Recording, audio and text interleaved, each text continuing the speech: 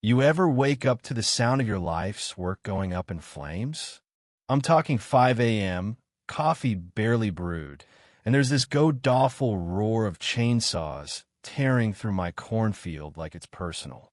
Out my kitchen window, I see Karen Whitmore, our HOA's self-crowned dictator, slicing through my irrigation lines, decked out in a white designer blazer that probably cost more than my truck, grinning like she's starring in her own reality show. That's when she climbs onto my dad's 1965 case tractor family heirloom. Still runs like a dream and smashes the engine with a sledgehammer. 27 swings. I counted every one. Then, with this smug little smirk, she lights a flare and tosses it into the diesel-soaked stalks. My 800 acres of corn me kid's future. My hearts and core go up in a fireball while she films it, sipping from a mug that says, HOA Boss Lady. I'm Ethan Caldwell, third-generation farmer in Boone County, Iowa, and this is how I went to war with a suburban tyrant who thought she could bulldoze my life for her cookie-cutter villas. Let me take you back to where it all started. My family's been working this land since my great-grandpa staked it in 19191,000 acres of black Iowa soil that grows corn so sweet you can taste the summer in it. After my wife, Clara, passed from leukemia 3 years ago, this farm became my lifeline. The smell of dawn dew on the fields, the hum of sprinklers, the way the dirt feels alive under your hands, it's what kept me going when grief tried to drown me. My daughter, Lily, she's off at Iowa State studying AG science, dreaming of modernizing this place someday. My son, Nate, he's a junior, can drive a combine better than most hired hands. This farm isn't just our Incamites who we are, carved into the earth. But then came the invasion. Green Valley Estates, a shiny new subdivision, popped up on our eastern border, 40 identical mansions for city folks escaping their own messes.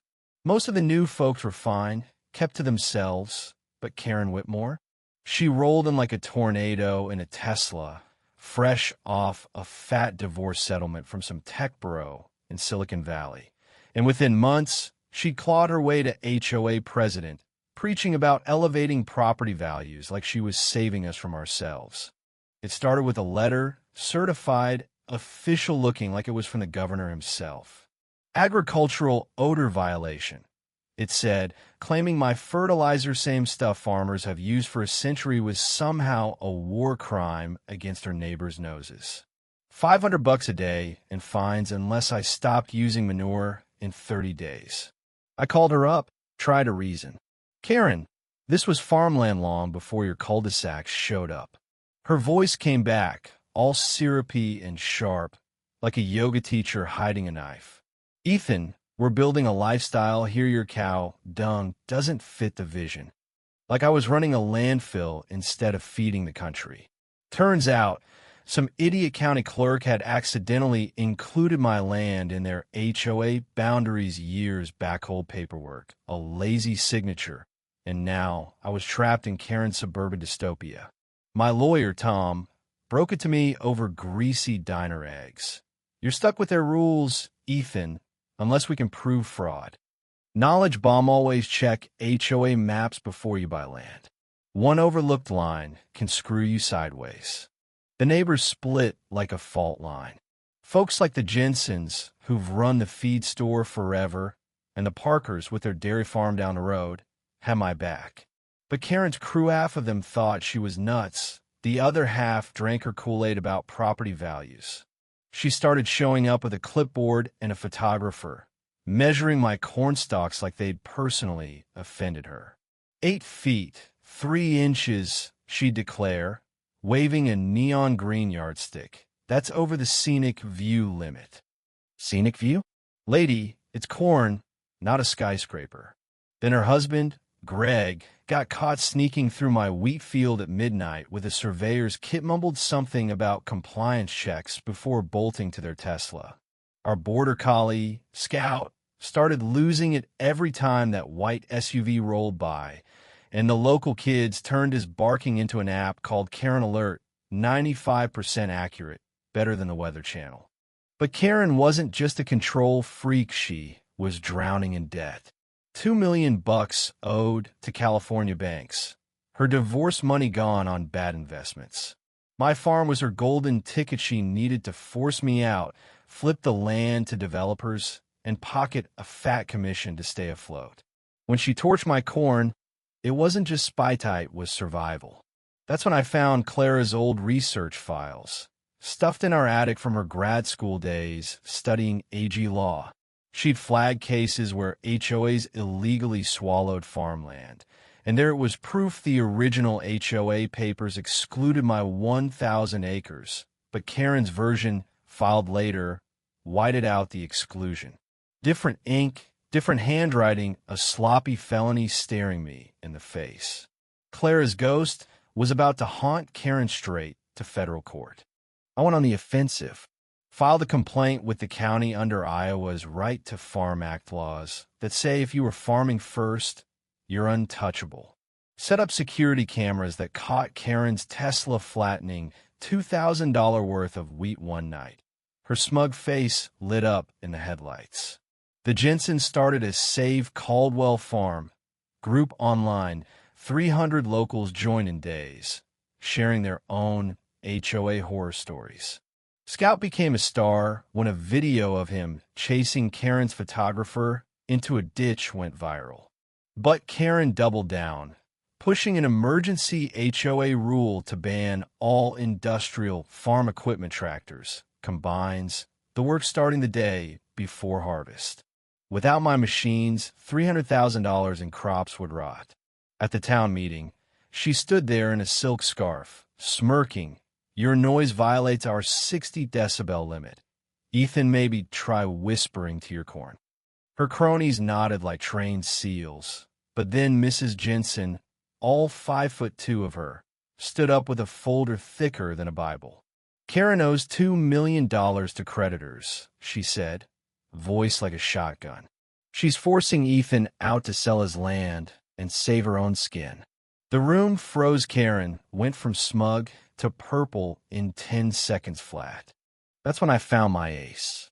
Tucked in my great-grandpa's 1919 deed was a water rights claim to Silver Creek, the same creek feeding Karen's precious villas, their pools, their sprinklers, everything. Iowa law says first in time. First and right. My claim trumped theirs, no contest. My water lawyer, Rachel, laid it out. Ethan, you could turn their taps off tomorrow legally. Karen got desperate. Someone sliced my irrigation lines. $15,000 in damage. And my cameras caught a figure in her signature jacket. The community rallied. Parker's Hardware donated parts. Volunteers fixed the pipes. A GoFundMe hit $40,000. The fight went national, with news calling it Farmer versus HOA Goliath. Then Karen crossed and a crazy town hired goons showed up at dawn, claiming HOA enforcement to kick me off my own land. Scout went berserk. The Jensen's kids live-streamed it, and Sheriff Dan rolled up, lights flashing. You're trespassing on private property, he barked, and Karen, in her pristine blazer, screamed, these hicks are ruining my investment. Live to 500,000 viewers. The final showdown came at the county courthouse, packed like a rock concert. I walked in with Rachel, Tom, and a stack of evidence, Clara's files, camera footage, bank records showing Karen's $500,000 in embezzled HOA funds.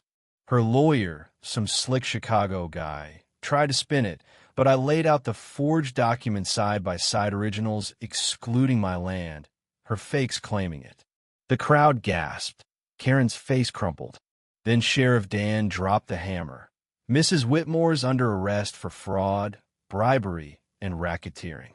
FBI agents cuffed her mid-rant about property values, her pink suit clashing with the steel bracelets. The HOA was dissolved on the spot, her villas abandoned as developers bailed. That night, I opened my great-grandpa's dam. 10 million gallons roared down Silver Creek, turning her construction site into a swamp. Bulldozers sank. Foundations vanished under mud. Herons moved in by week's end, and now it's a wildlife refuge. 6 months later, our Caldwell Farm Festival drew 10,000 folks. Clara's scholarship fund, seeded with Scouts merchandise money, sent a kid to study sustainable AG. Karen got 12 years in federal prison. Her villa sold at auction for pennies. I bought it, raised it, planted wildflowers.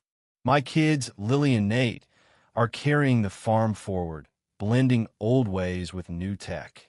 Scout's a legend, with 400,000 followers and a dog treat sponsorship. Our land's now a protected easement, safe forever. Clara's spirit, her research, saved us. Bullies like Karen count on silence, but when neighbors stand together, rural America wins. So, what would you do if someone tried to steamroll your life's work? Drop your HOA horror stories below. Your fight might inspire someone else to push back. Hit subscribe because next week we're diving into how a small-town baker stopped a developer cold with a 200-year-old land grant.